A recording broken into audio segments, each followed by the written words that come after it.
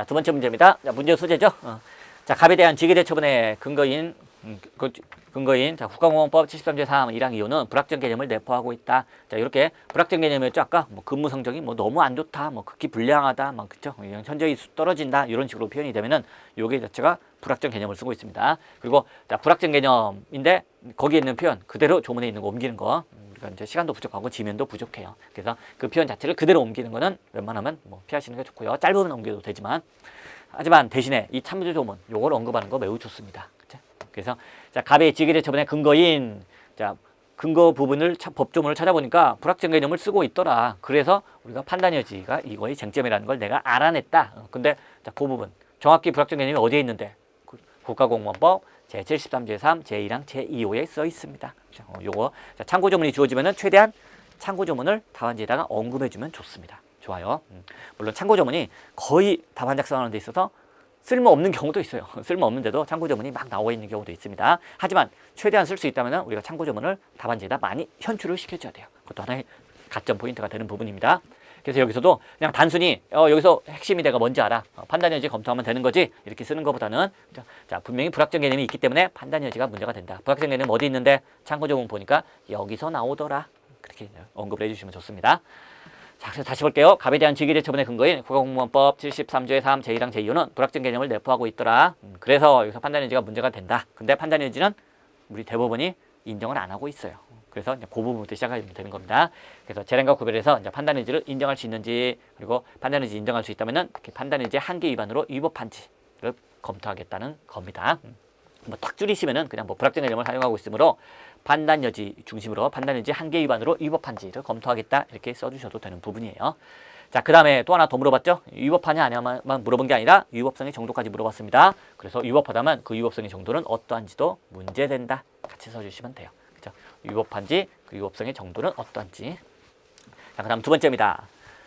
자, 이제 직위대처분의 위법 여부를 보시면 되는 거죠. 그래서 2번 직위대처분의 위법 여부입니다. 자, 이렇게 쟁점이 두 개가 있으면 그렇죠? 위법 여부와 그리고 위법성의 정도 두 개를 물어보면 그 다음 목차는 그렇죠? 자, 위법한지 그리고 위법성의 정도는 어떤지. 그럼 그 다음 목차는 뭐라고요? 위법한지 위법 여부가 목차고요. 자, 2번이 그리고 목차면 그 다음 3번 목차는요. 위법성의 정도가 그 다음 3번 목차가 되는 겁니다. 마지막 4번 결론은요. 여기 결론 합쳐서 써주면 되는 거예요. 자, 그래서 2번 이제 직위대처분의 위법 여부 보겠습니다. 자, 양가로 1번 판단여지의 의부터 써주시면 되는 부분이에요. 그래서 판단여지란 행정법규 요건상의 불확정 개념이 사용된 경우 그 해석을 적용함에 있어서 개념의 범주 내에서 행정기관에게 일정한 포섭의 자유를 인정하여 그 한도 내에서 허가신사가 제한된다는 것을 말한다. 그래서 개념 자체를 그대로 써주시면 되는 겁니다. 그래서 자, 요건에 불확정 개념이 사용됩니다. 그렇죠? 뭐뭐하면 뭐뭐할 수 있다. 뭐뭐하면 직위를 부여하지 않을 수 있다. 뭐뭐하면 뭐 직무 수행 능력이 현저히 부족하면 직위를 부여하지 아니할 수 있다. 요거 봐요. 뭐뭐하면 현저히 부족하면 요 부분에 현저히 부족이 어느 정도인지 알 수 없는 불확정 개념이 사용된 경우입니다. 그래서 그 개념을 해석 적용함에 있어서 행정기관에게 일정한 포섭의 자유를 인정하는 겁니다. 따라서 우리 법원이 봤을 때는 잘 몰라. 이 사람이 직무수행 능력이 뛰어난지 아니면 부족한지 잘 몰라. 그러니까 자, 행정청에게 맡기는 겁니다.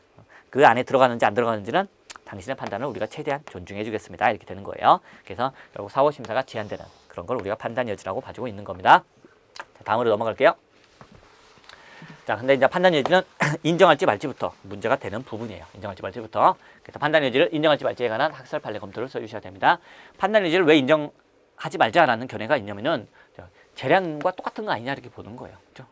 자, 재량행위 법에서 뭐 하여야 한다가 아니고 뭐 할 수 있다 이렇게 돼 있기 때문에 결과적으로 그냥 뭐 할 수 있다 재량으로 돼 있고 이게 잘못되는지 안 되는지는 재량의 일탈 난령이 있는지 없는지 요거 가지고 판단하면 되는 거 아니냐. 왜 굳이 공부하기 힘들게 판단여지라는 개념을 별도로 만드느냐. 이게 이제 재량행위와 구별하지 말자는 견해입니다. 근데 우리는 그냥 구별해서 판단여지라는 독자적인 개념을 인정해서 재량의 일탈남용으로 위법 여부를 판단하지 않고 판단여지의 한계를 넘어섰는지 말았는지로 위법 여부를 검토하겠다. 이렇게 밀고 나가시면 되는 부분이에요. 자, 판단여지의 인정 여부입니다. 학설. 판단여지를 독자적으로 인정해 주자는 거예요. 그런 견해입니다. 자, 판단여지는 법률 요건에 대한 문제고요. 그리고 재량은 법률 효과에 대한 문제이기 때문에 다르다 이렇게 얘기해주고 있는 부분입니다. 또 하나 논거가 이거죠. 자, 재량은 입법자에 의해서 부여되나 판단여지는 법원의 인정에 의한 것이다. 그렇기 때문에 두 개는 구별된다 이렇게 보는 거예요. 그렇죠? 자, 재량입니다. 재량. 그렇죠? 직위를 부여하지 아니할 수 있다. 자, 입법자 국회에서 법을 만들 때 직위를 부여하지 아니한다 이렇게 했으면은 무조건 직위를 해제시켜야만 되는 겁니다. 근데 국회에서 법을 만들 때 일부러 직위를 부여하지 아니한다가 아니고 부여하지 아니할 수 있다, 할 수 있다 이렇게 만들었어요. 즉 국회가 일부러 행정청에게 재량을 줬다는 겁니다. 따라서 행정청이 직위 해제를 시킬지 말지 이렇게 자유롭게 선택을 할 수 있는 거는 누구 때문이다? 입법자 때문이라는 거예요. 입법자 때문이라는 겁니다. 근데 그에 반해서 판단 여지는 그것과는 좀 다르다는 겁니다. 자, 판단 여지는 뭐 직무수행 능력이 현저히 부족한지 아닌지 요 판단하는 겁니다. 요 판단한다는 거예요. 여기에 대해서는 직무수행 능력이 현저히 부족한지 아닌지를 행정청이 마음대로 결정해라. 너희가 선택할 수 있다. 이렇게 법에는 그렇게 표현이 안 돼 있어요. 안 돼 있고 다만 법원이 인정해 주는 거라는 겁니다. 즉 법원이 봤을 때 직무수행 능력이 부족한 경우에만 직위를 해제할 수 있는 건데 자, 그 부분 판단을 행정청이 부족하다고 판단을 하셨네요. 우리 법원에서는 그 판단을 존중해 주겠습니다. 그러니까 법원에 의해서 인정되는 게 판단 여지다 이렇게 보고 있는 거예요. 그런 점에서 구별된다라는 견해가 되겠습니다. 자, 두 번째 판단 여지 부정설이죠. 구별 부정설이에요. 그래서 자, 이 부분은 결국 심사 기준이 똑같다는 겁니다. 똑같아요. 그래서 자, 불확정 개념에 있어서 뭐 포석 뭐의 문제도 결국 재량 행위에 대한 심사와 동일하다는 겁니다. 사실 대부분 판단 여지 한계를 넘었느냐 이것과 재량의 일탈남용이냐 거의 대부분이 행정법상의 일반 원칙 위반 여부로 검토를 하게 됩니다. 비례 원칙, 평등의 원칙, 뭐 신뢰보호의 원칙 뭐 이런 걸로 많이 판단을 하게 됩니다. 그러다 보니까 사실상 거의 동일하다. 그러니까 별도로 얘기를 하지 말자 이렇게 얘기하고 있는 겁니다. 그리고 자, 뭐뭐 할 수 있다 이런 선택 가능성을 자, 요건에다가 집어넣은 거. 뭐뭐라면 뭐 할 수 있다. 뭐뭐라면 근데 뭐뭐라면에 해당하는지 안 하는지는 네가 선택해라 이렇게 하는 게 결국 판단 여지로 니네는 얘기하고 있는 거고. 법률 효과 부분에서 뭐뭐라면 뭐뭐 할 수 있다 이게 법률 효과인데 이 부분에서 하회한다 아니면 할 수 있다 이 부분 할 수 있다고 돼 있으면은 할 수도 있고 안 할 수도 있고 그렇죠? 그 부분을 재량으로 보는 거다. 결론은 본질적으로는 똑같다는 겁니다. 그렇죠? 그래서 뭐 근무 능력이 부족한지 아닌지 이것도 네가 알아서 판단하세요. 그리고 직위 해제를 시킬지 말지도 네가 알아서 판단하세요. 똑같이 그냥 재량으로 보면 된다 이런 견해가 되겠습니다. 그래서 별도로 판단 여지의 개념을 인정하지 않고 재량의 일탈남용 여부 그것만 파악하면 된다는 견해가 판단 여지 부정설이 되겠습니다. 자, 판례 볼게요. 판례. 자, 우리 판례는 판단 여지란 개념을 사용하지 않고 있다. 정확히 언급을 해주셔야 됩니다. 그래서 대법원은 감정평가사 합격 기준에 대하여 자, 감정평가사 합격 기준 자, 이런 사람을 합격시키겠다. 이런 부분도 판단 여지가 문제되는 부분이에요. 여기에 대해서 어떤 합격 기준을 선택할 것인가는 자, 시험 실시 기관의 고유한 정책적인 판단에 맡겨진 것입니다. 그래서 시험 실시 기관의 판단에 맡겨진 것이에요. 따라서 결론을 어떻게 내고 있느냐? 시험 실시 기관이 그 판단을 내린 걸 우리 법원은 최대한 존중해 주겠습니다. 하지만 아무리 존중하려고 해도 말도 안 되네. 붙어야 될 사람을 떨어뜨리고 떨어뜨려야 될 사람을 붙이고 이런 말도 안 되는 경우가 있으면 결론을 위법하다고 내려야 되죠. 위법하다고 내릴 때 판단 여지 한계를 넘었다 이렇게 표현을 안 해요. 대부분이. 재량의 일탈남용에 해당하여 위법하다 이렇게 결론을 내리고 있습니다. 그래서 재량의 일탈남용이라는 단어를 판례는 써주고 있는 거예요. 판단 여지라는 단어를 안 씁니다. 자, 반대로 자, 시험 실시 기관이 판단을 내렸고 그 판단을 우리가 존중해 주겠는데 보니까 문제가 없어 보인다. 그때 쓰는 표현도 역시 재량의 일탈남용에 해당하지 않는다. 그래서 적법하다 이렇게 표현을 해주고 있습니다. 자, 결론적으로 판례 입장이죠. 자, 재량과 다른 판단 여지라는 용어를 사용하지는 않는다는 겁니다. 자, 판단 여지 인정하자. 됐습니다. 대법원은 판단 여지란 말 안 써요. 재량의 일탈남용이다 아니면 대량의 일탈남용에 해당하지 않는다 이렇게만 봐주고 있습니다. 자, 다만 행정청 반환 이런 판례가 있죠. 자, 다만 행정청의 전문적 기술적 판단은 최대한 존중하여야 한다라고 판시하고 있습니다. 그래서 행정청에 있어서 그 판단을 최대한 존중하겠다. 그러다 보니까 판단 여지를 인정하는 거 아니냐 이렇게 볼 수도 있는 부분이기도 합니다. 최대한 판단 여지를 인정한 학자들은 판례도 거의 판단 여지를 사실상 인정하는 거 아니냐 이렇게 보기도 해요. 어쨌든 간에 자, 행정청의 전문적 기술적 판단을 최대한 존중한다는 거는 웬만하면 재량의 일탈남용으로 봐주지 않겠다. 웬만하면 적법한 걸로 봐주겠다. 그런 의미예요. 그렇죠? 그래서 이 부분 중요합니다. 재량과 다른 판단 여지라는 용어를 사용하지는 않는다는 겁니다. 그렇죠? 그래서 뭐 합격 기준을 선정할 것이네 시험 실시 기관에 판단이 맡겨진 것이다. 즉 뭐 그 판단은 최대한 존중해야 한다. 하지만 결론은 뭐 판단 여지라는 단어를 안 쓰고 있다는 거. 재량의 일탈남용으로 판단하고 있다는 겁니다. 자, 그다음 판례 봤으니까 검토 보셔야 돼요. 검토. 자, 그런데 우리 검토에서는 판단 여지를 인정하는 쪽으로 하셔야 됩니다. 그렇죠? 출제 포인트가 거의 뭐 판단 여지 가지고 문제를 써라 이렇게 해서 나오는 문제이기 때문에 그래요. 그래서 우리 검토입니다. 판례와 다르게 검토를 하시면 돼요. 그래서 자, 구성 요건의 문제와 그 다음에 법적 효과의 문제인 재량은 분명히 구별되어야 한다. 따라서 판례와 다르게 구별 긍정설이 타당하다. 즉 독자적인 판단 여지를 인정하자. 이렇게 결론을 내리시면 되겠습니다.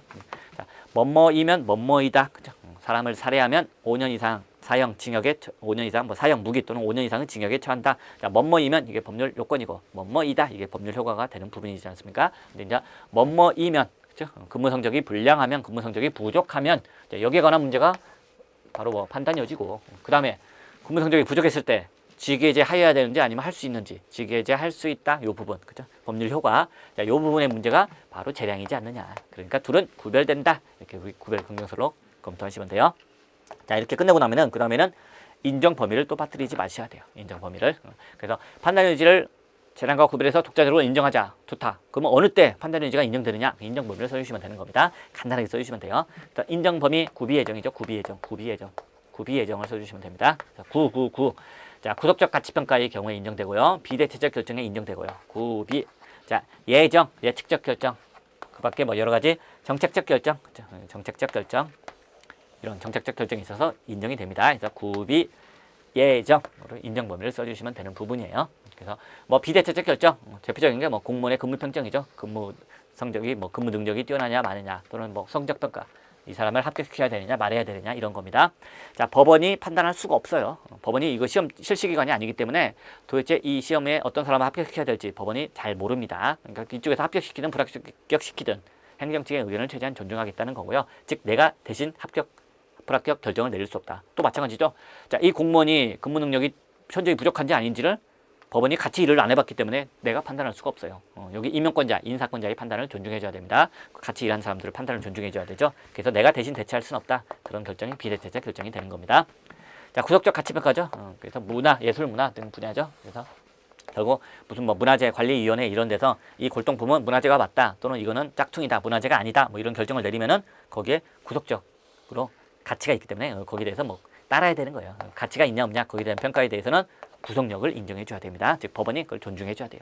왜? 판사들이 문화재에 대해서 아무것도 모르니까. 그렇죠? 그런 영역이 있고요.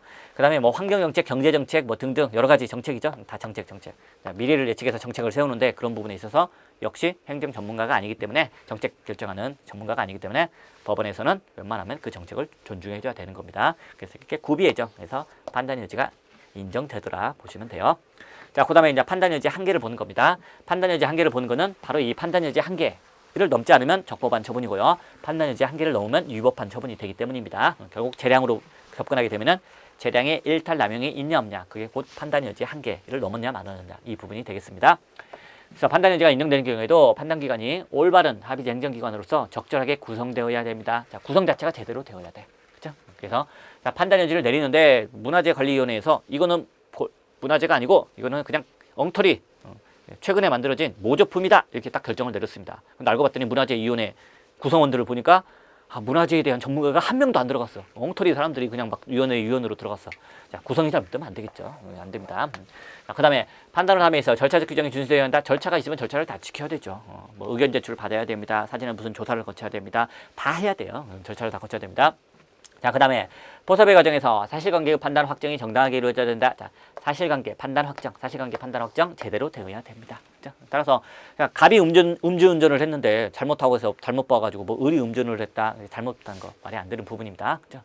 자, 갑이 실수를 했는데 야, 너 실수했지. 너 근무 능력이 현저히 부족한 것 같은데 이렇게 접근하면 안 된다는 거예요. 그렇죠? 정확히 사실관계를 제대로 파악을 해야 되는 부분입니다. 자, 그 다음에 행정법의 일반 원칙에도 위반되어서는 안 됩니다. 자, 행정법의 일반 원칙에 위반되어서는 안 된다. 비례의 원칙, 신뢰보호의 원칙, 자기구속의 원칙, 평등의 원칙, 부당결국의 원칙 이런 거에 위반되면 안 된다는 겁니다. 그래서 판단의 한계는 요 네 가지를 써주시면 되는 부분이에요. 그래서 판단의 한계 1절 사고 써주시면 되죠. 1절 사고입니다. 1절 사고 일반 원칙 1, 절차, 그 다음에 사실관계 4, 그 다음에 구성. 그래서 앞자를 따서 1절 사고를 판단의 한계로 써주시면 되겠습니다. 자, 그러니까 다시 여기다가 간단하게 또 정리할게요. 자, 판단 여지가 쟁점이다. 그럼 우리 단문에서 공부했던 것처럼 그걸 써주시면 되는 겁니다. 일단 판단 여지의 의의는 당연히 써주셔야겠죠. 의의는 당연히 써주셔야 됩니다. 그리고 판단 여지가 나오면 항상 놓치지 말아주셔야 하는 게 인정할지 말지. 왜? 대법원에서 인정을 안 하고 있다 보니까. 그래서 인정 여부를 써주시면 되는 거예요. 그렇죠? 판단 여지가 나오면 인정. 그리고 인정 범위 써주셔야 되고요. 그리고 한계 써주셔야 됩니다. 그래서 빠뜨리시면 안 돼요. 자, 인정, 범위, 한계. 판단 여지가 나오면 인정 범위 한계. 요걸 써준다라고 봐주시면 되겠습니다. 인정 범위 한계. 자, 인정 여부, 학설, 판례, 검토. 우리 검토 인정한다. 그럼 그 범위가 어떻게 되는데? 자, 범위가 어떻게 되나요? 구비 예정. 구속적 가치평가, 비대체적 결정, 뭐 예측적 결정, 뭐 여러 가지 행정 정책적 결정, 이런 구비 예정에 범위가 들어간다. 자, 그런데 그 한계를 넘으면 안 된다. 한계는 뭔데? 일절사고. 일반 원칙, 행정법상의 일반 원칙에 어기면 안 되고, 절차 다 지켜야 되고, 사실관계 제대로 파악해야 되고, 자, 그 위원회 구성 제대로 되어 있어야 한다. 이런 한계가 있다는 겁니다. 그렇죠? 자, 이렇게 쫙 쓰고 나면은, 그 다음에 사안의 경우, 사안의 해결에다가 여기 다 넣어주면 돼요. 자, 이 사안에서 일단 우리 인정하기로 했죠. 판단 여지라는 걸 인정하기로 했는데, 자, 구비 예정에 해당하느냐, 과연 그 범위에 해당하는 부분이다. 자, 그러면 그 한계를 넘어섰는지 안 넘어섰는지, 그런 걸 갖다가 우리가 사안의 경우에서 쭉 이거 부분에다가 사안을 일단 그대로 녹여내면 되는 부분입니다. 자, 그게 이쪽으로 와서 사안의 경우 볼게요. 5번 사안의 경우죠. 자, 직계제는 공무원 관계에서 근무 평등에 관계되는 비대체적 결정 영역이죠. 그죠? 이 사람이 근무 능력이 있냐 없냐 부족하냐, 이게 바로 비대체적 결정 영역입니다. 우리 사례 문제에서 항상 문제가 나오면은 항상 비대체적 결정으로 나와요. 문화재 나오고 막 이런 거 안 나옵니다. 경찰 공무원 나오고 직계제 나오고 그리고 비대체적 결정 영역이다, 이렇게 나오는 거예요. 자, 따라서 판단 여지가 인정되는 영역에 해당이 된다는 겁니다. 인정되는 영역에 해당이 돼요. 자, 근데 여기서 이제 한계를 넘었다는 걸 이렇게 써주시면 돼요. 그러나 을은 미해결된 사건 수가 많으므로 근무 성적이 극히 불량함을 이유로 직위제 처분을 하였는 바 갑의 관할 구역에서 범죄 사건 미해결률이 다른 지역에 비해서 오히려 낮죠. 낮은 점을 감안하면, 자, 을의 처분은 지금 뭐 잘못한 거죠. 아니, 지금 미해결률이 낮은데도 높다고 지금 잘못 판단을 한 거지 않습니까? 그래서 사실관계를 제대로 파악을 못했어요. 그래서 사실관계 판단이 정당하게 이루어지지 않았다는 겁니다. 자, 1절 4하고 그 한계 중에 444 사실관계, 여기서 잘못을 이미 저질렀어요. 자, 또 하나, 요거 도저히 하면 안 되는 건데 너무 심하죠. 너무 심합니다. 오히려 이제 표창을 주고 상을 주고 승진을 시켜주고 이래야 할 사람인데 오히려 엉터리가 나왔어요. 이건 이제 너무 말도 안 되는 지나친 상황입니다. 그래서 이제 비례 원칙에도 반하는 부분이고요. 또 한편으로 평등 원칙에도 반합니다. 자, 아니, 남들은 그 범죄 미해결률이 낮으면, 즉 범죄를 웬만큼 해결을 잘했으면은 표창도 주고 승진도 시켜주는데, 똑같이 내가 그렇게 잘했는데 나만 오히려 불이익을 주네. 같이 했는데 왜 나만 이렇게 차별해? 문제가 되죠. 그래서 평등의 원칙에도 문제가 됩니다. 그래서 비례 원칙이나 평등의 원칙, 즉 행정법의 일반 원칙이죠. 행정법상의 일반 원칙입니다. 여기에 위반되는 겁니다. 그래서 1절 4구 중에 4 그리고 1 이런 거에 이제 위반된다라고 보시면 되겠습니다. 자, 결론, 판단 여지 한계 넘었죠. 그래서 판단 여지 한계를 일탈한 겁니다. 그럼 어떻게 되는데요? 위법하죠. 위법합니다. 자, 이 직계제 처분이 위법한가? 결론, 위법하다예요. 결론 정확히 써주셔야 돼요. 위법한가? 위법하다입니다. 위법하다. 왜요? 위법한지 아닌지를 뭘로 판단하셨나요? 재량의 일탈 남용이므로 위법하다로 판단하셨나요? 아니, 우리는 그렇게 접근하지 않았고 판단 여지로 접근했다. 그 결과 판단 여지 한계를 일탈하여 위법하다는 결론을 냈습니다. 이렇게 딱 마무리를 지어주시면 되는 부분이에요. 자, 그 다음에 또 하나 쟁점이 있죠. 위법하다고 했으면 과연 위법성의 정도가 어느 정도냐, 그걸 또 써주시면 되는 부분입니다. 그 다음 목차가 위법성의 정도예요. 위법성의 정도입니다. 자, 위법성의 정도예요. 자, 이 부분은 배점에 따라서 짧게 써줄 수도 있고 길게 써줄 수도 있어요. 문제 배점을 봐가지고 결정을 해야 되는 겁니다. 자, 그래서 위법성의 정도. 그래서 뭐 배점이 아주 크다 보면은 뭐 문제점부터 써주시면 돼요. 근데 이제 배점이 좀 작다 싶으면은 문제점은 생략하고 바로 그냥 무효와 취소 둘 중에 무엇인지가 문제된다. 그렇게 이제 써주셔도 되는 부분입니다. 그래서 바로 그냥 학설에다가 무효와 취소의 구별 기준에 대해서라고 문제점을 그냥 녹여서 써주셔도 되는 부분이에요. 자, 학설. 딱 학설도 쫙 보는 겁니다. 역시 학설들 많습니다만 배점에 따라서 배점이 적으면은 학설 확 압축, 배점이 정말 더 적으면은 뭐 판례인 중대명백설만 딱 써주셔도 되는 부분이에요. 일단 우리는 학설 판례 검토를 충분하게 다 보도록 하겠습니다. 자, 학설 중에 첫 번째 학설이, 자, 중대한 하자만 있으면은 무효다라고 보는 중대설이 있습니다. 그리고 자, 하자가 내용상 중대한 것에서 멈추면 안 되고요. 자, 명백한 경우까지도 같이 갖춰야만 무효다라고 보는 중대명백설이 있습니다. 자, 또 하나 학설이죠. 자, 요거는 조사 의무설인데, 조사 의무설은 일단 중대명백설과 비슷해요. 근데 중대명백설과 비슷한데, 자, 명백한 거. 자, 중대명백설은 일반인이 봤을 때도 명백해야만 그때 무효로 보는 건데, 조사 의무설은요, 일반인들이 봤을 때는 잘 모르더라도 공무원이 조사해 본 결과 명백하다 싶으면 그때도 무효로 보겠다. 즉 무효의 범위를 좀 더 확대시키는 거예요. 그래서 조사 의무설입니다. 명백성의 요건을 완화시키는 거예요. 그래서 꼭 일반인들이 봤을 때도 명백해야만 무효다. 에이, 그건 무효인 게 거의 없게. 그러지 말고 공무원이 조사해 보았더라면 명백한 경우까지도 명백하다고 봐서 무효로 보자. 이렇게 보는 견해입니다. 자, 그 다음 네 번째 견해죠. 자, 네 번째 견해 같은 경우에는 자, 명백성 보충 요건설입니다. 이름 그대로예요. 명백성이라는 요건은 보충적으로만 요구하자 이렇게 보고 있는 부분입니다. 그래서 보통 뭐 하자가 중대하면은 그걸로 곧 무효로 보자. 당연히 무효로 보자. 근데 때때로 자, 명백성 누가 봐도 명백한 잘못 아니냐 이렇게 봤을 때만 무효로 해야 되는 경우는 제3자 그 밖에 뭐 공공의 신뢰 이런 게 엮여 있을 때 이런 때만 비로소 명백한 경우에 무효로 보고 자 제3자나 공익과 관련이 없다 싶으면은 즉 처분의 상대방과만 관련이 있는 경우라면은 이때는 그냥 중대하게만 하면 무조건 무효로 보자 이런 견해가 명백성 보충 요건설이 되는 겁니다. 자 그런가 하면은 야 니들이 얘기하는 건 뭐 너무 추상적이라서 무슨 말인지 도대체 모르겠다. 그러지 말고 구체적인 사안마다 권리구제 요청, 법적 안정성 요청, 뭐 제3자 이익 이런 걸 비교 형량하자는 겁니다. 그래서 구체적인 사안마다 권리구제 요청, 법적 안정성 요청 이걸 비교 형량해서 결국 구체적인 사건마다 결정하자 구체적 가치 형량설 이렇게 이름이 붙는 겁니다. 여기 이제 대립을 하고 있는 거예요. 자, 그래서 학설들 이름 중대 명백하게 명중 구조 이렇게 봐주시면 되는 부분이죠. 그래서 자 중대 명백설 이게 제일 중요한 학설이에요. 중대 명백, 중대 명백 명중 구조, 명중 구조 이렇게 봐주시면 되는 겁니다. 일단 중대 명백설 써주시고요. 자 그다음에 명병병. 자, 명백성은 뭐 보충적으로만 요구하자 교견의 명백성 보충 요건설 써주시고요. 그 다음에 중대하게만 하면 무조건 무효로 보자 중대설 써주시고요. 그 다음에 구 써줍니다. 구체적 가치 형량설 써주시고요. 그 다음 조 써줍니다. 조사 의무설 써주시면 되는 부분입니다. 자, 역시 배점이 매우 적다.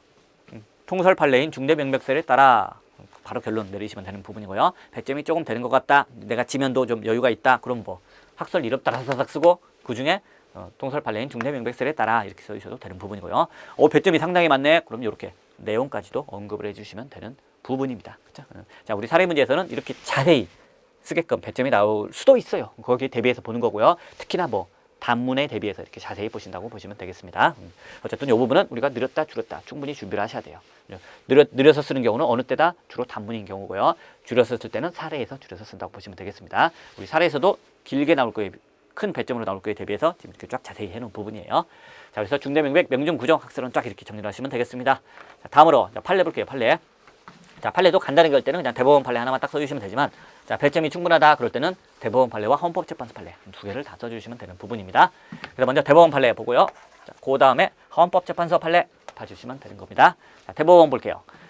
자, 처분이 당해모이라고 하기 위해서는 그 뭐 하자가 자, 중대한 것 플러스 명백한 것이어야 한다. 자, 판례는 뭡니까? 중대 명백설이에요. 그래서 기본적으로 중대 명백설의 입장입니다. 자, 다만 가끔 다른 입장을 취하기도 하고 있어요. 어떤 입장? 명백성 보충 요건설입니다. 그래서 명백성 보충 요건설의 입장을 취하기도 한다. 이렇게 대법원의 판례를 결론을 내려주시면 돼요. 자, 대법원의 입장은 뭐라고요? 기본적으로 중대 명백설의 입장이나 예외적으로 명백성 보충 요건설의 입장을 취한 바도 있다. 이렇게 결론을 내려주시면 되겠습니다. 그래서 뭐 취득세 부과 무효 확인 소송 뭐 이렇게 돼 있는데 결국 자, 세금을 부과했는데 중대한 하자가 있었습니다. 근데 명백한 하자 그렇죠? 자, 이게 과연 중대한 하자가 있는데 과연 명백한 하자가 있냐 없냐 이게 문제가 되는 부분입니다. 근데 여기서는 자, 명백성 보충 요건설을 취하는 거예요. 그래서 자, 제3자라든지 여러 공익에 피해가 간다 싶으면은 이때는 웬만하면 무효로 보지 말자. 즉 명백하지 않으니까 무효로 보지 말자. 이때만큼은 명백성 요건을 요구하자. 근데 이 사건에서는 제3자나 이런 사람에게 피해 주는 경우도 아니니까 명백성 요건을 필요 없지. 그냥 뭐 중대하기만 하면 무효로 봐주자. 뭐 이렇게 결론이 나왔던 사안인데 어쨌든 그렇게 가끔 가다가 명백성 보충 요건설을 취하기도 한다는 겁니다. 자, 헌법재판소도 기본적으로 즉 원칙적으로 중대 명백설의 입장입니다. 중대 명백설의 입장이에요. 그래서 중대하고 또 명백한 하자가 있을 때만 당해무효다 이렇게 보고 있습니다. 근데 헌법재판소도 예외적인 입장이 있어요. 그래서 자, 무효로 하더라도 법적 안정성을 크게 해치지 않는 반면에 권리구제 요청이 큰 경우 무효를 인정한 바 있다는 겁니다.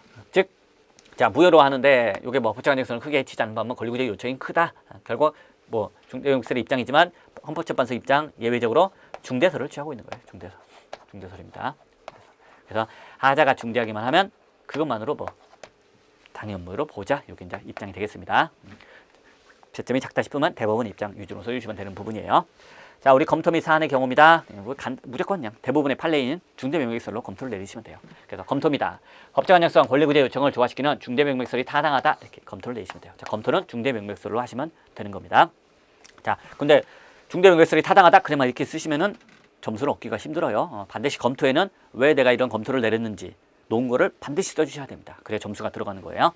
자, 논거는 요겁니다. 법적 안정성과 권리구제 요청을 조화시키는 거기 때문에 그래서 타당하다 이렇게 앞부분을 써주시면 되는 거예요. 자, 법적 안정성 키워드 그리고 권리구제 키워드 이 두 가지입니다. 자, 우리가 취소와 무효 구별하는 거 여기다 다시 볼게요. 자, 어떠한 경우가 하자가 있다, 즉 위법하다, 즉 하자가 있다, 위법하다, 하자가 있다 했을 때 둘로 나누는 거죠. 그래서 취소 사유가 있는 경우로 보고요. 또 하나는 당연 무효인 경우로 둘로 나눠서 봅니다. 즉 취소냐 무효냐 이렇게 둘로 나누는 겁니다. 이게 바로 여기서 문제 물어보는 하나의 쟁점이죠. 자, 직외제 처분이 위법한가? 그래 위법합니다. 그러면 위법성의 정도는 어떠한가? 결국 취소 사유에 해당하는지 당연 무효인지 요걸 이제 써주라는 겁니다. 요 둘로 나뉘는데 자, 취소 사유가 있다는 거는 다른 말로 얘기해서 취소되기 전까지는 유효하다는 거예요. 유효. 자, 당연 무효는요. 이건 취소든 얘기 꺼낼 필요도 없어. 당연히 무효야. 그러니까 이름도 그냥 당연 무효라고 부르는 겁니다. 무효예요, 무효. 그러면 무효 확인 소송은 왜 만들었나요? 자, 무효 확인 소송은 무효 확인 소송에서 이겨야만 이 처분이 무효가 되는 게 아니에요. 원래부터 당연히 무효였다는 걸 법원에서 하도 물어보니까 확인해 주는 것밖에 안 됩니다. 그래서 이름이 확인 소송이에요. 확인 소송입니다. 무효 확인 소송은 무효 확인 소송을 받아야만 처분이 무효가 된다 그런 의미가 아니에요. 원래부터 당연히 무효였는데 여러분들이 다투니까 우리가 무효라는 걸 확인해 드리겠습니다. 이런 소송이라고 보시면 됩니다. 그렇죠? 그래서 자, 당연 무효는 계속 무효예요. 원래부터 무효였습니다. 취소 사유인 경우는 취소하기 전까지는 유효해요. 취소하면 그때 비로소 소급해서 무효가 되는 거고요. 취소하기 전까지는 유효하다는 겁니다. 그리고 요거는 불가증력이 발생하면은 더 이상 취소를 못하죠. 그럼 이제 계속 앞으로도 유효가 되는 거예요. 유효로 확정되는 겁니다. 그래서 완전 달라요. 완전 다릅니다. 결국 자, 법적 안정성과 권리구제 어떻게 연결이 되는 겁니까? 자, 법적 안정성을 강조한다. 자, 처분이 내려졌는데 야 이거 무효야 무효. 시간 100년 지나고 나서도 나 이거 그냥 무효라고 주장할 거야. 뭐 등등. 자, 이거 무효니까 나 안 지킬 거야. 이렇게 하면은 행정법 관계가 너무 흔들리죠. 그래서 일단 처분이 나오면은 그 효력을 인정해주고 따라야 되는 겁니다. 불만이 있으면은 법원에 가서 이제 취소 판결을 받아야 되는 거겠죠. 따라서 자, 어떤 처분이 하자가 있다 하더라도 최대한 취소 사유로 보자. 즉 유효한 걸로 보자. 이게 법적 안정성을 강조하는 입장입니다. 법적 안정성을 강조하는 입장이에요. 반대입니다. 당연 무효로 보자. 무조건 웬만하면 당연 무효로 보자. 이렇게 보는 거는 권리구제를 강조하는 겁니다. 그렇죠? 그래서 아니 처분에 하자가 있으면 처분이 위법하면은 당연히 그 상대방 처분받은 억울한 상대방을 도와줘야 되는데 아니 무슨 처분이 있을 만날부터 90일 지났다는 이유로 안 도와주고 한다는 게 말이 되느냐? 그렇게 하면 안 된다. 그러니까 취소 사유로 보지 말고 웬만하면은 당연 무효로 보자. 당연 무효로 보면은 시간이 뭐 아무리 지나도 계속 무효임을 확인받을 수 있으니까요. 그래서 자, 당연 무효로 보자는 건 뭘 강조한다? 권리구제를 강조하는 거예요. 권리구제. 이거는 이제 권리구제를 강조하는 거고요. 자, 취소 사유로 보자. 웬만하면 취소 사유로 보자. 이게 법적 안정성을 강조하는 겁니다. 그렇죠? 그래서 이제 여러 가지 5가지 학설이 있는데 우리 그냥 검토는 깔끔하게 써주시면 되는 거예요. 싸우지 마. 자, 법적 안정성도 중요한데 권리구제도 중요한 거잖아. 그러니까 두 개를 조화시키면은 딱 그때만 무효로 보는 게 좋겠네. 중대하고도 명백한 하자가 있을 때만 무효로 보는 게 좋겠네. 이렇게 검토를 내리는 겁니다. 그래서 다시 볼게요. 법적 안정성과 권리구제 요청을 조화시키는 중대명백성이 타당하다. 그래서 결론을 내리는 겁니다. 그렇죠? 자, 그 다음에 사안의 경우를 쓰는 거예요. 역시 배점이 크다 싶으면은 검토 따로 목차 잡고 사안의 경우 따로 목차 잡고 해도 되지만은 그렇지 않으면은 하나의 목차로 붙여서 쓰시면 됩니다. 검토 및 사안의 경우, 그래서 여기서 검토도 쓰고 사안의 경우도 같이 쓰면 돼요. 그래서 검토는 중대명백성이 타당하다. 그 다음에 사안의 경우는 지역의제 처분의 하자는 판단 여지 한계를 넘었죠. 판단 여지 한계를 넘었기 때문에 중대한 하자입니다. 중대한 하자예요. 하지만 객관적으로 일반인이 보더라도 누가 보더라도 자, 명백하지 않으므로 취소 사유에 해당한다. 이렇게 결론을 내리시면 되겠습니다. 자, 당연 무효인 경우는 매우 적어요. 우리 판례도 그렇기 때문에 대부분은 우리도 중대명백성을 취한 다음에 결론은 취소 사유에 해당한다. 이렇게 결론을 내려주시면 되겠습니다. 그렇죠? 그러니까 뭐 범죄 미해결률이 높냐 맞냐 이게 그렇죠? 뭐 경찰들끼리는 다 압니다. 굉장히 능력 있는 사람이네. 근데 왜 불이익 당했지? 누구나 알 수 있지만 일반인들은 잘 모르죠. 일반인들 잘 몰라요. 그래서 일반 입장에서는 명백하지 않다. 그러니까 취소 사유에 해당한다. 이렇게 결론을 내리시면 되겠습니다. 자, 그래서 그다음 4번 설문의 해결로 볼게요. 자, 설문의 해결은 뭘 쓴다고요? 쟁점이 2개였잖아. 그 쟁점의 각각의 쟁점의 결론을 합쳐주시면 되는 거예요. 자, 직외제 처분이 위법합니까? 위법하다. 의뢰 직외제 처분은 위법하다. 위법성의 정도는 어떠합니까? 위법성의 정도는 취소 사유에 해당한다. 이 2개를 써주는 게 마지막 설문의 해결이 되겠습니다. 자, 3번 문제입니다. 자, 3번 문제는 자, 처분에 대해서 어떻게 대처할 건지 물어보고 있습니다. 하자 승계가 문제라고 했죠. 하자 승계가. 그래서 문제 소재입니다. 직외제 처분 하자가 있긴 합니다만 불복 기간이 도가 있습니다. 그러면 갑은 더 이상 직외제 처분을 다툴 수가 없어요. 불가쟁력입니다. 불가쟁력. 자, 이때 갑이 직권면직 처분을 다투면서 자, 처음의 처분을 못 다투고 나중에 나온 처분을 다투면서 처음의 처분, 하자를 다툴 수 있는지, 즉 하자 승계가 문제된다. 이 단어를 정확히 딱 넣어주시면 되겠습니다. 그래서 하자 승계 나오면 무조건 그냥 쫙 써주시는 거, 하자 승계 의부터 써주시면 되죠. 그래서 2번입니다. 하자 승계가 뭡니까? 둘이상 행위가 연속적으로 행해지는 경우에 선행행위에 하자가 있으면 후행행위에는 하자가 없어도 선행행위의 하자를 후행행위로 끌고 온다는 거죠. 그래서 선행행위 하자를 이유로 후행행위를 다툴 수 있는 것을 말한다. 그래서 하자 승계 의부터 써주시고 쓰시면 되는 겁니다. 그 다음으로 넘어갈게요. 자, 빠뜨리지 말고 꼭 써줘야 되는 게 전제 조건입니다. 전제 조건은 꼭 써주셔야 돼요. 그래서 하자 승계 전제 조건. 첫 번째, 선행행위, 후행행위가 둘 다 처분이어야 돼요. 처분이어야 됩니다. 자, 두 번째, 선행행위에는 취소 사유인 하자만이 존재해야 됩니다. 자, 그리고 세 번째, 후행행위에는 고유한 하자가 없어야 됩니다. 하자가 없어야 돼요. 자, 네 번째, 선행행위에는 불가증력이 발생했어야 한다는 겁니다. 그죠? 자, 사안의 경우는 이러한 전제 요건이 모두 충족된 것으로 보인다. 역시 배점에 따라서 이렇게 간단하게 보는 부분이에요. 배점이 좀 크다 싶으면은 자, 선행행위가 후행행위가 모두 행정처분인지 아닌지 처분의 개념부터 해가지고 우리가 그 처분에 해당한다는 거 써주시면 되고요. 선행행위의 취소 사유인 하자가 존재한다는 것도 밝혀줘야 돼요. 근데 문제에서 이미 자, 지게제 처분이 취소 사유가 있다고 봤죠? 위법성의 정도는 어떠한가? 취소 사유다까지 봤습니다. 그래서 선행행위는 취소 사유인 하자가 존재해요. 그리고 자, 후행행위는 고유한 하자가 없습니다. 즉 후행행위, 자, 직권 면직 처분은 인사위원회 적법한 동의를 받아서 전혀 하자가 없었죠. 그래서 고유한 하자가 없다는 것도 갖춰지고 있어요. 그리고 선행행위 처분이 있음을 안 날로부터 이미 90일이 지난 거예요. 직위대 처분 받고 이제 날짜가 한결이 경과했으니까요. 따라서 자, 선행행위에도 불가능력이 이미 발생하였습니다. 따라서 사안의 경우 이러한 전제 요건이 모두 충족된 것으로 보인다. 이렇게 되는 부분이에요. 그죠? 자, 그리고 이 네 가지인데 중요한 부분, 선행행위, 후행행위 모두 처분이죠. 처분이니까 당연히 뭐 항고소송을 제기해서 다툴 수 있는 그런 상황이 되는 거고요. 그 다음에 선행행위는 취소 사유인 하자가 존재해야 됩니다. 만약 선행행위에 취소 사유가 아니고요, 당연 무효가 있다면 그때는 하자 쓴 게 논의가 안 됩니다. 그죠? 자, 여기 선행 처분 있고 선행 그리고 후행행위가 있습니다. 자, 있는데 자, 여기에 만약 당연 무효인 사유가 있다면 그때 자, 요거를 못 다투니까 자, 요걸 다투면서 하자를 승계할 수 있나요? 이런 얘기가 안 나온다니까요. 왜? 얘가 무효면은 자, 1년의 절차로 이루어지는 뒤에 줄줄이 나오는 게 다 무효가 됩니다. 자, 선행처분이 당연 무효면 그에 이어서 나오는 처분은 무조건 다 당연 무효예요. 따라서 자, 여기 있는 하자를 끌어와서 뭐 이건 적법한데 여기 있는 하자를 끌어와서 위법하다고 할 수 있나요? 뭘 적법해 적법하긴. 앞에 게 무효면 너도 무효예요. 무효. 그래서 바로 이걸 다투면 되는 거예요. 또 한편으로 자, 선행처분 즉 여기서는 지계제가 되겠죠. 지계제가 이게 당연 무효다 싶으면은 불가증력이 절대 발생 안 하죠. 자, 무효인 처분은 제소기간에 제한이 없어요. 불가증력이 발생 안 합니다. 따라서 자, 요걸 불가증력 때문에 못 다투니까 이걸 다투면서 하자를 끌어올 수 있나요? 이런 얘기가 아예 성립을 안 해요. 요걸 무효니까 무효면은 뭐 계속 다툴 수 있는 거예요. 불가증력이 발생 안 하니까 1년, 2년, 3년, 4년 지나고 나서도 요거 무효라고 다툴 수 있는 부분입니다. 따라서 하자 승계가 논의가 되려면은 선행행위에는 취소 사유인 하자가 존재해야 되는 거예요. 자, 후행행위는 고유한 하자가 없을 것, 다른 말로 후행행위는 적법할 것, 후행행위는 적법할 것. 후행행위가 적법해야 됩니다. 여기서는 직권면직 처분 적법하게 나왔어요. 선행행위에 불가증력이 발생했을 것 이런 것들이 요건이 된다는 겁니다. 그래서 요거 꼭 기억하셔야 돼요. 전제 조건 나오면은 전제 조건 빠뜨리지 마시고 처치불적 꼭 해주셔야 됩니다. 처치불적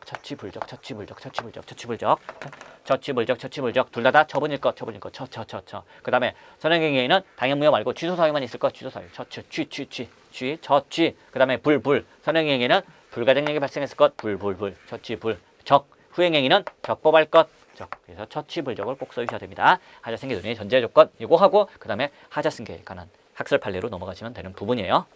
자, 그래서 그 다음으로 넘어갈게요. 자, 하자 승계 여부의 이제 판단 기준 즉 학설을 써주시면 되는 거예요. 하자 승계를 써주시면 되는 겁니다. 자, 학설 볼게요. 첫 번째 하자 승계론이죠. 전통적인 견해입니다. 그래서 선행행위와 후행행위가 어떤 경우에만 하자 승계를 인정하겠다는 견해입니까? 자, 동일한 법적 효과의 발생을 목적으로 하는 경우에만 하자 승계를 인정하겠다는 겁니다. 동일한 법적 효과. 제일 중요한 단어죠. 이때만 하자 승계를 인정하고요. 만약 동일한 법적 효과의 발생을 목적으로 하지 않는다면 그때는 하자 승계를 부정하는 견해가 되겠습니다. 자, 두 번째 구성적 이론이죠. 새로운 견해입니다. 자, 새로운 견해는 하자 승계라고 표현하지 말자. 그럼 뭐 구속력이 있다 없다 이렇게 표현하자. 이렇게 접근하는 견해입니다. 그래서 하자 승계를 뭘로 보자? 자, 구속력이 인정되느냐 아니면 구속력이 배제되느냐, 구속력이 미치느냐 아니면 뭐 구속력이 배제되느냐 이런 식으로 구속력이란 단어로 쓰자. 이게 이제 하자 승계 구속력 이론이 되는 부분입니다. 즉 하자가 승계된다. 자, 선행행위, 후행행위가 있는데 여기 있는 하자를 여기로 승계시키자. 이게 하자 승계론의 입장이라면 구속력 이론은요. 자, 요게 있으면은 1년의 절차가 있으면은 얘는 요게 당연히 구속될 수밖에 없다. 그래서 요게 잘못됐다 하더라도 얘는 구속당해야 된다. 또는 반대로 자 요거 잘못이 너무 크다 싶으면은 얘가 얘를 구속할 수 없다. 그렇게 표현하는 겁니다. 그러니까 하자가 승계된다는 걸 구속력 이론에서 뭐라고 표현합니까? 선행처분의 후행처분에 대한 구속력을 인정할 수 없다. 그리고 하자가 승계되지 않는다. 하자 승계가 부정된다는 걸 여기서는 선행처분의 후행처분에 대한 구속력이 인정된다. 이렇게 표현을 하고 있는 거예요. 자, 그래서 하자 승계 문제를 어떻게 접근합니까? 불가정력에 발생한 선행행위의 후행행위에 대한 구속력의 문제로 이해한다. 구속력이라는 단어를 표현한다. 그래서 자, 일련의 행위가, 즉 연속되는 행위가 자, 동일한 목적을 추구하며 특히 법률 효과가 일치하고 상대방도 일치하고요. 사실상대 법상태도 유지되고요. 그리고 자, 예측 가능성, 수행 가능성이 있는 경우 이때는 자, 선행행위의 구속력이 미치는 범위에서는 후행행위에 있어서 선행행위 효과와 다른 주장을 할 수 없다. 즉 뭐 짧게 얘기해서 이런 경우에는 선행행위가 구속력을 가진다. 선행행위가 구속력을 가진다. 즉 하자승계가 부정된다. 이렇게 얘기하고 있는 겁니다. 자, 이것도 역시 자, 법률 효과가 일치하고 물적 요건이죠. 물적 요건. 상대방이 일치하며 인적 요건. 인적 요건. 그리고 자, 사실상대 법 상태가 유지된다. 자, 시간적 요건. 그리고 제일 중요한 거 예측 가능성과 수행 가능성이 있어야 된다. 추가적 요건이라고 얘기하죠. 그래서 인물시추, 인물시추. 강아지 시추 닮은 얼굴이 강아지 시추 닮은 사람이에요. 그래서 인물시추, 인물시추, 인물시추로 기억을 해주시면 되는 부분입니다. 요거 갖추면은 비로소 이제 구속력을 인정하겠다. 이렇게 접근하는 견해예요. 자, 우리 판례입니다. 판례는 전통적으로 하자승계론의 입장이에요. 판례 볼게요. 자, 원칙적으로 하자승계론과 동일한 입장입니다. 하자승계론과 동일한 입장이라는 게 뭘 의미하는 건가요? 하자승계를 언제만 인정하겠다? 선행행위와 후행행위가 동일한 법률 효과를 목적으로 하는 경우만 인정하겠다는 거예요. 대표적인 사례가 대집행이죠. 대집행. 그렇죠? 대집행.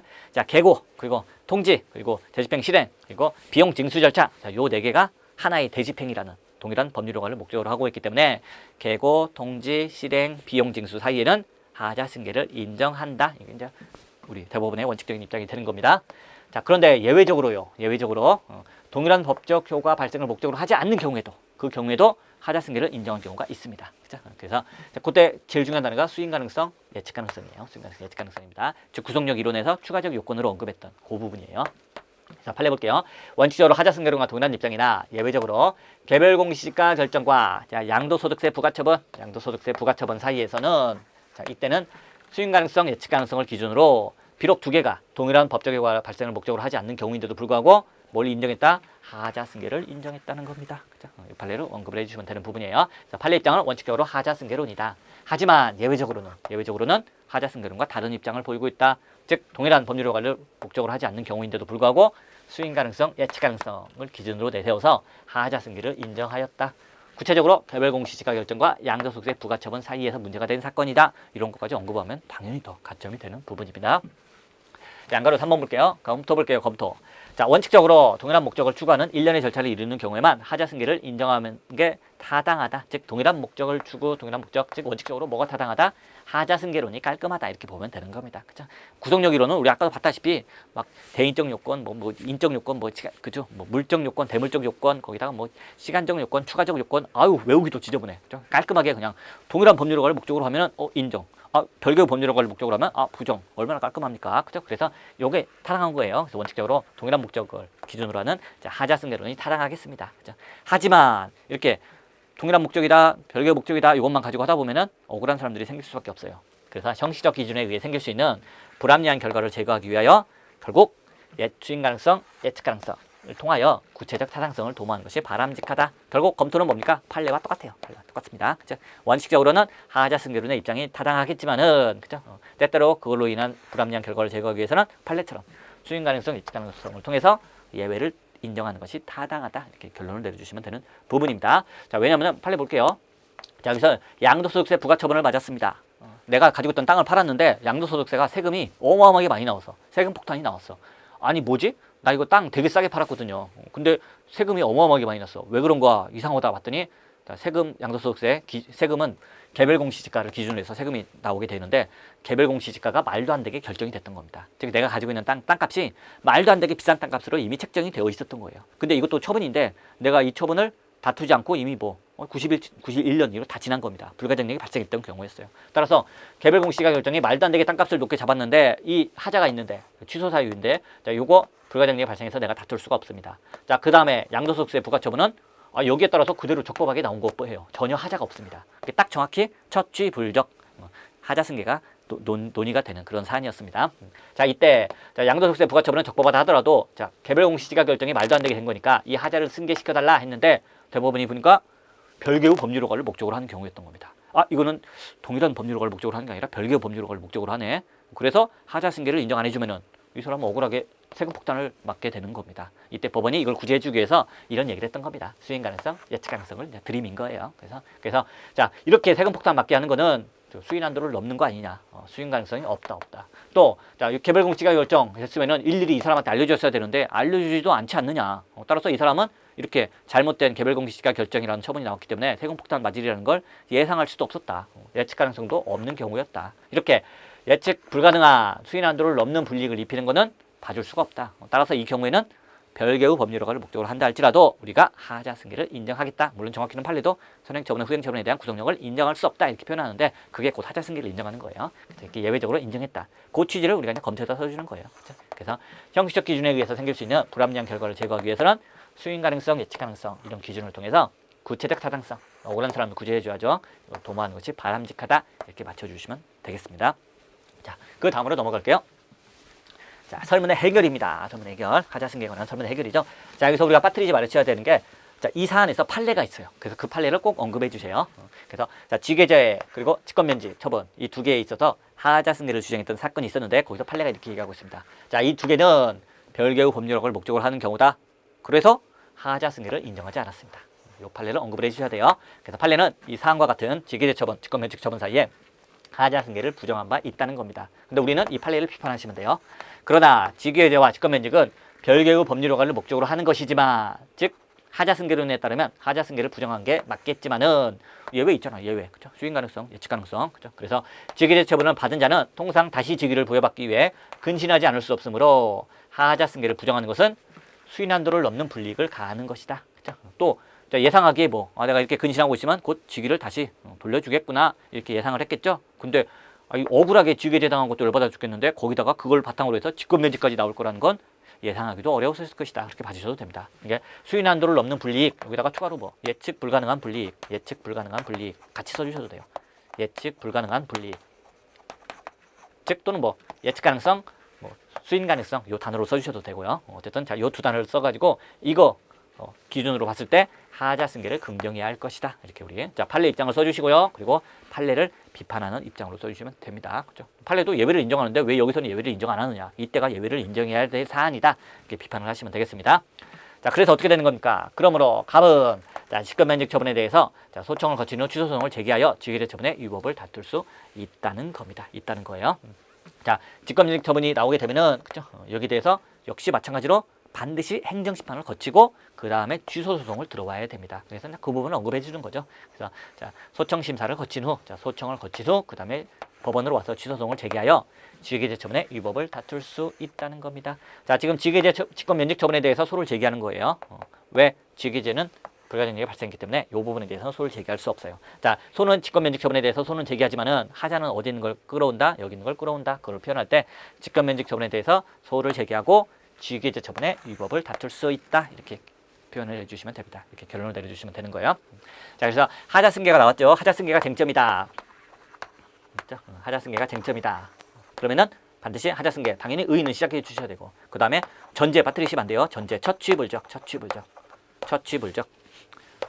전제 반드시. 그래서 전제 모두 만족한다. 그러고 그냥 그 다음으로 넘어가셔야 돼요. 그래서 이제 학설 써주셔야 되죠.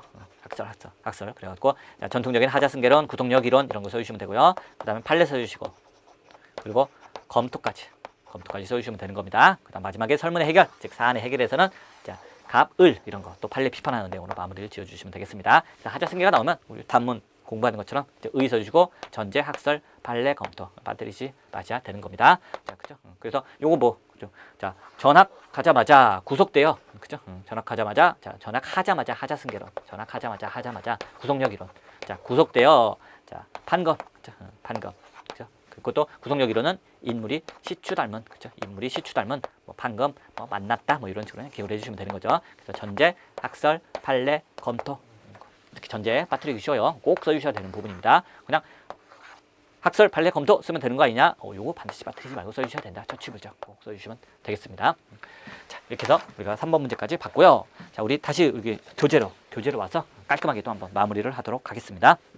자, 1번 문제, 이 문제 볼게요. 문제 1번, 제일 첫 페이지. 자, 보시면은, 자, 이 설문 다시 한번 읽어볼게요. 자, 경찰시장 갑은 그의 관할구역에서 발생한 범죄 사건 중 미해결된 사건의 수가 많다는 이유로 임용권자들로부터 근무 성적이 극히 불량하다는 평가를 받아 직위에 해제되었습니다. 갑은 다른 구역에 비해 자기의 관할구역의 범죄 사건 미해결률이 오히려 낮음에도 근무 성적이 불량하다는 평가를 받은 것은 관할구역에서 음주단속에 걸려 운전면허가 취소되게 된 의뢰 사천고생 병을 선처해달라는 의뢰 부탁을 거절하였기 때문이라고 생각합니다. 자, 그렇다면은 여기 직위대처분은 잘못이 있는 거죠. 그래서 뭐 사실관계 파악을 제대로 못했다든지 또는 행정법상의 일반 원칙, 비례 원칙이나 평등 원칙에 위반된 경우가 되는 겁니다. 자, 갑은 소장심사위원회에 의뢰 직위대처분에 대한 심사를 청구하였으나 받아들여지지 않자 항고소송을 제기하려고 한다.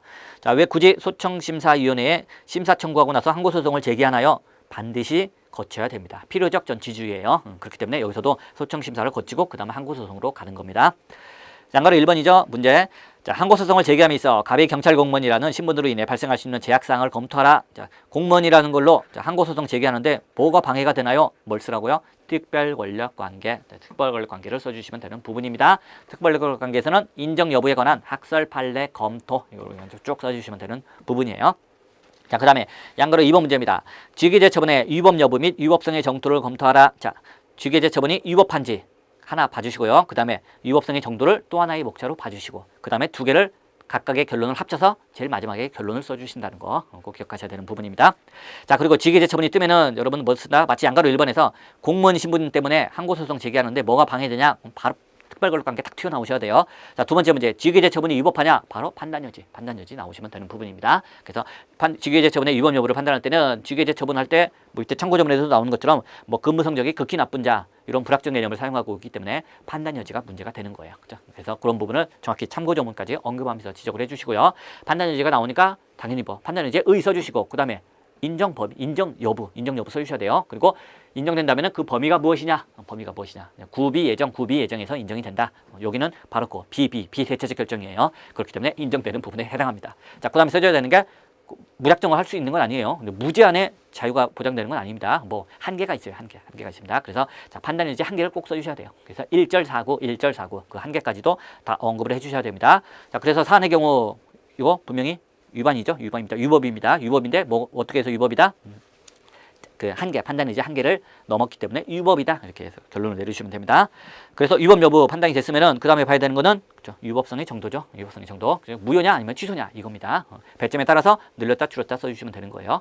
그래서 배점 쭉 써주시면 되죠. 그래서 학설 같은 경우는 뭐 중대명백설이 가장 기본이고요. 중대명백하게 명중 구조에 써야 된다. 그래서 중대명백설, 그 다음에 명중 구조, 나머지 학설 4개도 다 써주시면 되는 부분이고요. 그 다음에 판례. 대법원 판례, 헌법재판소 판례, 그리고 마지막으로 우리 검토는 깔끔하게. 그죠? 자, 권리구제도 중요한 거지만 또 한편으로 법적 안정성도 중요한 거죠. 조화시키는 중대명백설이 다하다. 그 결과 뭐가 됩니까? 취소 사유에 불과하다. 이렇게 끝이 나는 거예요. 그래서 위법합니까? 네, 판단의 한계를 넘어서 위법합니다. 자, 위법성의 정도는 어느 정도입니까? 위법성의 정도는 당연 무효는 아니고 취소 사유에 해당합니다. 이렇게 딱 2번 문제 맞춰주시면 되는 거예요. 자, 그 다음에 양가로 3번 문제입니다. 자, 직위제된 갑은 직위제 처분에 대하여 다투는 것이 오히려 직위를 다시 부여받는 것을 어렵게 만든다는 인식에 따라 아무런 이의제기를 하지 않았는데 직위제 후 3개월이 경과된 뒤에도 직위를 부여받지 못하게 되자 징계위원회의 적고반 동의를 거쳐 직권 면직되었다는 겁니다. 이 경우 처분 자체에 대한 갑의 법적 대응 방법을 검토하라 이렇게 돼 있는데 결국 자, 처분 자체에 대해서 다투려고 했는데 처분이 2개가 있습니다. 근데 첫 번째 선행처분, 직위제 처분은 불가정력이 발생해서 다툴 수가 없고요. 자, 뒤에 거 다투려고 했더니 뒤에 거 직권 면직 처분은 아무런 하자가 없습니다. 자, 이런데도 어떻게 다툴 수 있겠느냐? 결국 아직 쟁송기간이 도과하지 아니한 두 번째 처분, 직권 면직 처분에 대해서 취소해달라고 소를 제기하고 대신 이건 적법하니까 하자는 앞에 걸 끌고 와서 즉 앞에 거의 하자를 이때 이 뒤에 거를 취소시켜달라는 소송에서 앞에 거 하자, 앞에 거의 위법을 주장할 수 있느냐의 문제, 즉 하자 승계의 문제라는 걸 바로 찾아내셔야 됩니다. 그죠? 그래서 딱 문제 보면 사실 이 양가로 3번 문제는 하자 승계가 쟁점이다라는 걸 아주 정확히 보여주는 문제는 아니에요. 아주 그냥 스탠다드한 문제는 아닙니다. 그죠? 하지만은 이런 까다로운 문제도 우리가 이제 적응을 하셔야 돼요. 그래서 아하, 원래 하자 승계면 딱 보면은 하자 승계 문제인이라는 걸 눈치채기 되게 쉽게 나와요. 왜? 처취불적 그 전제요건이 웬만큼 문제에 다 들어가 있거든요. 근데 자, 요거는 조금 까다로운 부분입니다. 어쨌든 여기서도 쟁점은 하자승계라는 걸 우리가 찾아내셔야 돼요. 자, 하자승계가 나오면 뭐 하자승계 의부터 해서 전제요건, 처취불적 다 검토해 주시고요. 그다음에 학설을 쓰시면 됩니다. 그래서 자, 전통적인 학설인 하자승계론, 그리고 새로운 학설인 구속력 이론, 그리고 이제 판례 입장 매우 중요하죠. 왜? 판례가 전통적으로는 하자승계론으로 따르고 있습니다만 예외를 인정하고 있다는 거. 그래서 판례까지 써주시고요. 우리 검토도 판례 입장에 따라서 검토를 내려주시면 됩니다. 그래서 이제 사안에다가 집어넣으면 되는 거예요. 그리고 실제 이 사건에서 판례가 있었기 때문에 그 판례를 한 줄 언급해주고 우리는 그 판례를 비판하면서 다른 결론을 이끌어내시면 되겠습니다. 자, 이렇게 해서 자, 우리 첫 번째 문제 1번, 2번, 3번 다 마치도록 하겠습니다. 자, 수고 많으셨습니다.